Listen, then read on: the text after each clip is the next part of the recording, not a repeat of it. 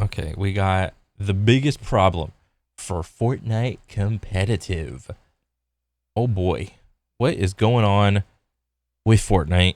For Fortnite competitive has slowly been on the decline over the last 2 years. However, there's one big problem with the game, which, if improved upon, could massively increase the viewership of Fortnite competitive. So very quickly, Really? a competitive Fortnite game is split into 3 sections. The early game, where you land at your drop spot and loot, the mid game, where you focus on your rotations and positioning, and the end game, where the zones move and all of the action happens. Yeah, this is, I think, the two main battle royale competitive games are Fortnite being one, and I think Apex Legends is like the other main one.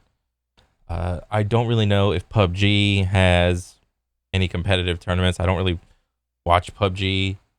Maybe they do, maybe they don't. I don't know.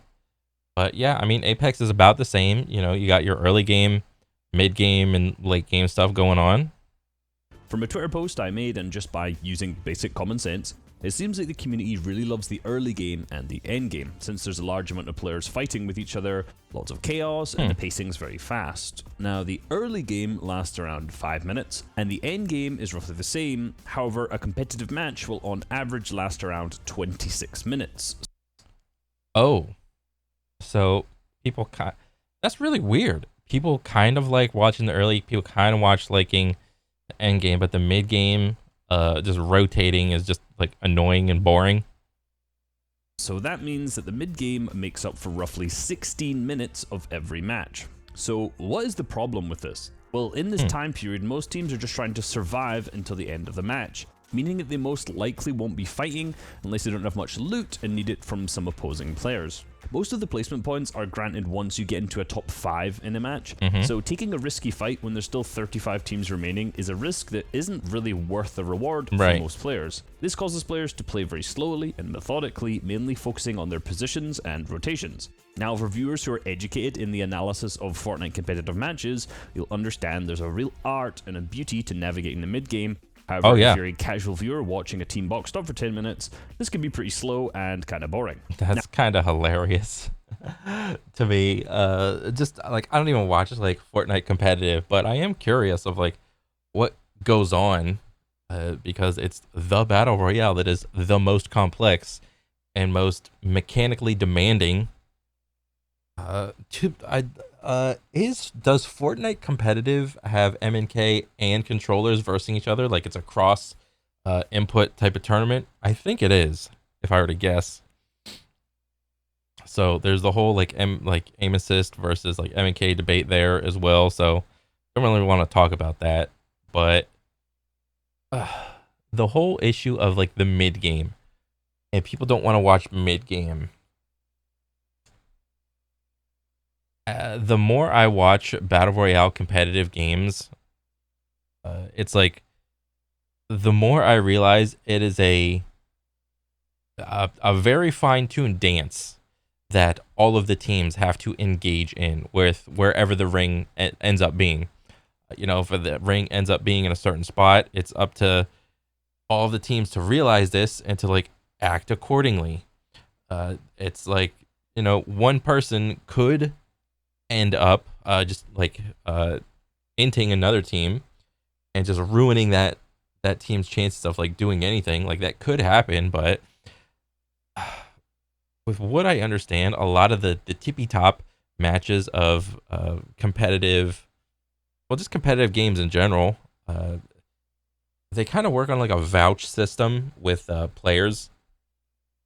And it's about the social, it's like a little social contract thing of like, okay, as long as you don't int me and ruin my game, I won't int you and ruin your game. And that's a very tight line to be walking, because on one side, if you end up like inting another team and you just like constantly end up killing them, it's like, well, I was obviously the better player, or we had the better team, so it's like, go, you know, you shouldn't even be here type of thing. Versus you know, even though you did kill that team, you probably wasted some time, like, and you could have like been rotating to a better spot. That's like the trade-off there. And it's really like, I do not envy anybody that is a competitive battle royale player at all, because I think with how random battle royales end up being, not the best team doesn't always end up winning. It could just so happen to be like a lucky thing, like a lucky ring pool, caused the, I don't know, maybe the fourth or fifth best team to like show up and like win a tournament. Like that could very much be the case. But yeah. Now, luckily, there is a game mechanic in-game that forces people to fight if there's too many players alive at specific points in the game. Oh, really? This is called Storm Surge. In a nutshell, every time you do damage to another player throughout the game, this is added to your team's total, and at 3 specific points in the game, if there's more than 70, 50, or 30 players alive, then the teams who've done the least damage will start to lose HP until there's less than 70, 50, or 30 players still standing.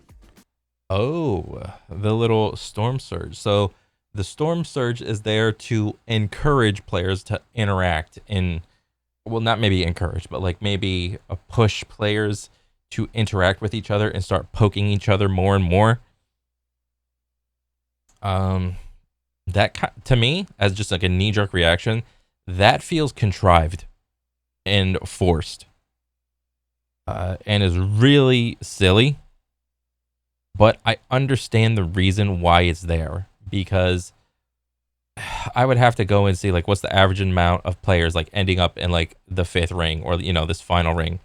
And if I were to discover, oh, it's usually about what, like 5 teams, how many people are on a team, like what, like 3 or 4, that's 20 people, like 15 to 20 people that are in this final ring, all on different levels and doing stuff. And that's with the Storm Surge. So if the Storm Surge was not there, then probably there would be even more players in that final ring, which would cause, I would imagine a very hard viewing experience, because Fortnite, even without Storm Surge, I would imagine is hard enough to watch just as a non-Fortnite player, because of like all the building and whatnot. It's hard to watch. I'm just going to say it. It's hard to watch. So I can understand why Storm Surge is there, but if he's going to talk about if you took Storm Surge away, there'd be more players in the final ring, which would be like a more like amped up, like hype final ring. I mean, I could get it. I don't know. Maybe it could work. So as an example, if there's 80 players alive in the 3rd zone, this means that 10 players or 5 teams who have done the least damage will lose HP until that player count reaches 70. This is why if you've never played at a high-level competitive match, or even watched Fortnite competitive, you'll probably have never seen this feature, since public matches often have, well, significantly less players in this, meaning the average player, and therefore the average viewer, will have 0 experience with this game mechanic. Yeah. This means that this mechanic... Yeah, essentially it's like a whole nother game. It's like, oh shit, you wanted to encourage me to like poke and fight and shit. It's like, no, I'm trying to rotate, dog. Isn't naturally understood by newer viewers, but that's not, of course, the only problem that it has. Storm Surge as a mechanic only forces players to fight around the areas when it's actually active. So this means that for the remainder of the mid-game... Oh wait, only around the area that's active? So it's random? That's even more weird. It's just players looking for damage via tags on other teams rotating, trying to just play safe and still accumulate as much damage as possible without actually getting into a fight. Again, any viewer... Damn, how long until you think Apex does this? Because to me, that's crazy. Who's very experienced in Fortnite competitive knows there's a ton of strategy to this and can be one of the most intricate and analytical parts of the game. However, to a new viewer who doesn't know what's happening, this could easily be construed as boring. And it is. The number one reason that people don't watch Fortnite competitive is the mid-game. Huh. Wait. Let me see. Don't watch Fortnite competitive is the mid-game. Okay, reasons viewers don't watch Fortnite competitive. Number 1, the mid-game. I mean, this is like what, like 100 votes or something like that? I don't know. But, I'm just curious. Okay, the meta, whatever. The meta is boring. It's well thought out. It's probably pretty set in stone. The meta guns, the meta loadout. so on and so forth. No connection to players, no individual player feeds. What? That's really weird. What does no connection to players mean? Like like I would assume like Fortnite competitive with its teams goes through roster mania, just like any other competitive esport team-based FPS game, which is kind of weird because most people, whenever they think of like video games and like FPS, people are more, what do you call it? Are more attracted to the idea of liking a single player than an entire team. That's just true. So the thing that happens in FPS competitive is this thing called roster mania, where teams try to just trade around players for like, I don't want this player anymore. I'll trade you for that player. And it's hard to really get behind a team when the teams are like relatively small, and there's just so the roster mania thing always is happening. Yeah, so no individual player feeds. I don't know if I don't even know what this means. No individual player feeds.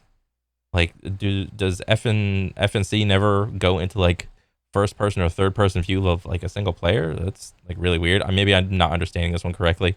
Server performance bugs. Yup, it's a thing that happens in Apex just as much. FNCS is rushed. Okay, no top players. What does that mean? No top players. Aren't all the only players playing are the ones like at the top? Don't you have to be a top player to even like step foot into this? Every FNCS season is the same. Oh, okay, it's boring. No beef. True. A lot of the players are encouraged to not cause any beef and just be like, very professional. It's like, yes, sir, no, ma'am. Present yourself in a professional way. But, unlike if you look at like real sports, certain real sports will have individual player beefs, and those things drive like player stories, like really like a lot. So I don't know. I think that's like one thing that video games could use, like just beefs. Like it's hard to have like a really good esports player because like the two things that you want is you want high skill and then you want charisma. Those two things are really hard to like come across in like professional video game playing. So yeah, boring loot pool. Okay, a zero build. What? There's no zero build option. Is that what it is? No storylines. This kind of goes with no beef. No ranked mode with, I guess, Storm Surge. So that's like whatever. No org integration. That's like a tippy top problem. Early game. People don't like watching early game. There's cheaters. Community doesn't enjoy the game. Okay. That's fair. Is the mid game. Interestingly enough, early Fortnite tournaments had a really quirky solution to this, which involved a crazy amount of money given out, but we'll come back to this. The first way to kind of spice up this mid-game is international events and in-person events. Basically, all of the biggest Fortnite tournaments over the last 3 years have been played online, meaning that not all of the 100 players in the lobby will be known to the world. Watching fights and... So I'm looking down here, and everybody is kind of... There's a lot of people that are just positioned up like they're playing on M&K, so I don't know like what percentage, and here I go again, like looking at the M&K versus controller debate. I'm so bad. Rotations from players that the average player may not know is slightly less interesting than just watching the best of the best teams from all 7 regions doing that exact same thing. Every fight, damage tag, or rotation is relevant because it nearly always includes someone's favorite player. Similarly, since all of these tournaments have been played online, there's a lot less connection to the players. No official broadcast or viewing parties have player cams or comms from the players. I think a lot of the top esports have like certain streamers that just do watch parties. So like my main 3 examples are Tarek for Valorant. He's like the watch party guy for Valorant. Scump for Call of Duty. He's the Call of Duty watch party guy. And then Nicewig for what do you call it? Apex. Those are like the main watch party people for each respective game. And then I'm sure Counter Strike has one, but I just don't watch Counter Strike. I mean, I know it's good and so on and so forth, but I mean, it is what it is. So it's often difficult to get the full context of everything that's happened, and the viewers just don't really emotionally connect to what they're watching as much, making it more. I think if Fortnite had a watch party guy, it would wholly help the scene entirely. Boring. This is of course fixed in international LAN events, since they'll have player cam setups. However, this is significantly more difficult to do on a remote setup from home. Holy Jesus, the wall of people. Holy shit. There are so many people playing. Oh, look, I found Tifu. There he is. That's kind of crazy. I'm trying to see who else. Oh, that dude playing on controller. Look at the shoulders. Who else? Do I recognize anybody? No. Oh yeah, I completely get it in that. Where's Bugga? I think I would recognize Bugga. Maybe I wouldn't. There's like so many people here, dude. It's so hard to like get like any sort of connection to like any person. I get it now because when like a normal person sees this, it's like, what? All these guys are playing the same game? That's insane. Players in every region, and of course 7 regions. So despite most of the issues automatically being fixed in in-person events and LANs, a lot of Fortnite is still played online. So what could be done to make the mid-game of Fortnite competitive matches more interesting for newer and existing viewers? If you remember that the mid-game is around 16 minutes, maybe it would be possible to shorten that time by making zones close faster. In reality, this just wouldn't work. You see, if a player chooses a drop spot around the edge of the map and gets a max distance Oh, that fucks the edge teams. zone pool, it already takes a considerable amount of time. How many people drop in on a Fortnite map? Because I know Apex is 60, 20 teams of 3. Is Fortnite more? So would one option be just having less players in on a map? Is that option even possible or just no? And to loot their drop spot, potentially fight there if they're contested, rotate, and then get into good positions. If you rotate late, you'll often end up stuck in a congested side of the zone with lots of players and basically end up going down early. That's already difficult as it is, but if the mid-game was made shorter, then the teams who land at the edge of the map would be affected way more by where the zone's pulled, meaning that the game would become more random, less skillful, and that's not necessarily that competitive. So instead, some alterations could be made to the mid-game to make it more interesting as a viewer. Now, if you find some sort of mechanic to force players to fight more, meaning there was more action for viewers in the mid-game, resulting in viewers being happier, right? Well, if you remember that generally viewers love the early game and the beef and the drama that comes with it, and they also really love the end game where all of the chaos is, any mechanic that forces players to fight too much in the mid game would result in end games having less players alive for removing zones, lowering the quality of those end games. This is something that would reduce the overall enjoyment of what is probably the best part. Quality of the end game. Bro, I don't know if this is a hot take, but like watching the end game of any battle royale is just mind numbing. Like the actual last, like, I don't know, 3 to 5 teams, watching them all just like, it's just hard to watch. In Apex, it's an absolute nightmare to watch, like the absolute last ring, and especially even more so because of all the visual clutter. That's the main reason. I'm not sure if there's like an egregious amount of visual clutter in Fortnite competitive. I would imagine not, because you don't really have abilities. You just like working with like walls and steps and shit. So like the building aspect, I would imagine is like, I don't know. Maybe it's good. Maybe the visual clutter isn't that bad. But part of every individual match. So forcing actually, I take that back. Just with that one scene, it's like that wall popping up. It's kind of like a mini flashbang. Like it like spawns in white and then it like slowly fades into color. I could see how that's kind of annoying. too many fights in the mid game doesn't seem like a solution that There is like a considerable amount of visual clutter, not gonna lie. Yeah. would really work that well. That is in theory. Now, as of recording this, Epic have actually just made some changes to the way that Storm Surge works. Firstly, they've changed all of the Storm Surge thresholds to encourage more fighting earlier on. You see, server performance was, let's just say, questionable at best. So Why is it that all the Battle Royale games have server issues? Why can't Fortnite spend more money and just get better servers? That's like the simplest, straightforward option.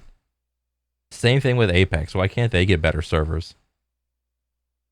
This seems like the most simplest problem to fix. Everybody knows Fortnite is swimming in money. They're drowning in it. Same thing with Apex. They're swimming in money. They're drowning in it. Would it be so hard to actually invest in like some good servers for your players? Like, Jesus.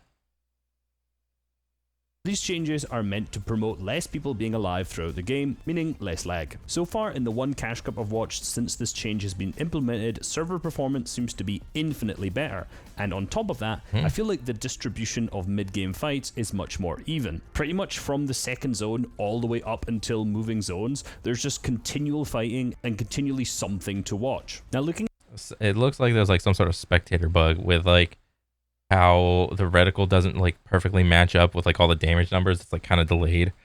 And I can understand why, like, do these developers not understand, like, even if you're like spectating someone, your shit needs to be like pretty pinpoint, because if like the audience is watching somebody in spectator mode, you're gonna see like all the flaws in your game just by simply having a laggy spectator mode. If that is how at one point some of your audience members will see your game. So I don't know, like games that don't like look snappy and sharp, it just makes them look like clowns. At the differences between the cash cup after this was implemented and the cash cup before it, you can see that pretty much after that first surge threshold at zone 3, the numbers start to drop pretty drastically between zone 4 and 5. And overall in the mid game, there's gone from around 30 eliminations up to 38. So this means that the end games are a little bit less stacked, but not that much less stacked. And the benefit, of course, of this is the fact that there's much more action to watch in the mid game. Just watching the cash cup, it felt a lot more entertaining. It felt like there wasn't just this stale, stagnant mid game. And there's absolutely a lot more action to follow. Now, we can ask the players later on how does this feel to play and the strategies involved, but purely from a spectating perspective, I definitely felt like this cash cup was a lot more enjoyable to watch than a lot of the other tournaments. Now, to predate Storm Surge back in the fall skirmish of 2018, there was a mechanic in the game called the Make It Rain bonus, where in the mid-game, roughly somewhere between 3rd and 5th zone, there was an over 5-minute timer. The heck is this? Whoever got the most amount of eliminations would win this bonus. In game number 2, a team won $60,000 for getting 2 eliminations. I think the only 2 elims, maybe it's like really hard to even get like 1 elim, whatever. I think this is good. This preserves competitive integrity in a game. And like, let's say you're a team in like last place and you're like, oh shit, even if we win this game, we're still only going to be in like 15th or 10th. Like, we're not even going to be able to podium or whatever. It's like, you could still win money. Like, even if you're the last place team. I wish Apex would do something like this. 100%.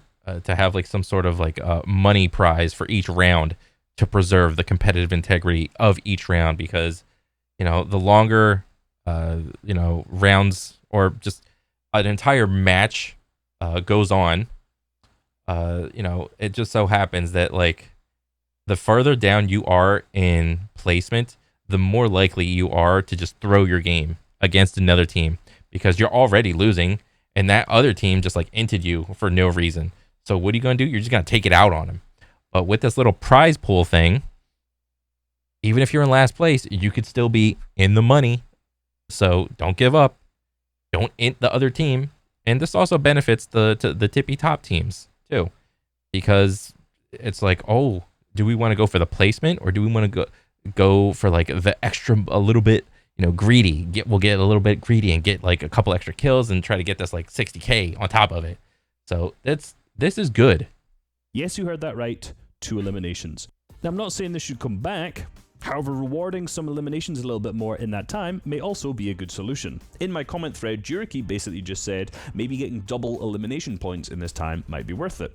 This means that the risk is a little bit more worth the reward. I don't know right now, about if that. you go down, you lose all of those potential additional placement points. However, if the elimination points are worth a little bit more in this time, it may end up contributing to a couple players trying to take some more engagements and potentially having a little bit more entertainment during this time. Now, in reality, I don't know how this would actually play out in a real tournament. Probably not but good. The current changes definitely impact the edge of map teams more than anything else. So if you want to learn the secrets to success around the map, click this video right here and of course, subscribe. Huh. Oh. Yeah, your horse. Yeah, this was actually a really interesting video, and I like it, so I'm a fan. But no, it's just interesting to see with like what different types of like FPS issues or competitive scenes have, like, as far as like issues go. And it seems like a lot of these issues are just kind of mirrored in Apex essentially. But yeah, this is a really good video. I had no idea who this person was, but I like him now. So yeah, good stuff. Keep it up, and I want to see more. But yeah, that's pretty much it. I'll catch you guys on the next one. All right, later.